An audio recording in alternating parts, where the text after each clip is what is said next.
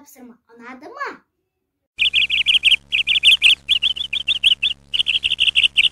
Маған бүгінгі үй тапсырмасы қатты ұнады. Себебі мен жануарлардың омыртқалы және омыртқасыз екенін білмеппін. Ендеше біліп жүрейік. Енді достар, сабақ барысымен танысып алайық. Жануарлар омыртқалы және омыртқасыз болып бөлінеді. Балықтар, бауырымен жорғалаушылар, қосмекенділер, сүтқоректілер және құстар омыртқалы жануарлар болып табылады.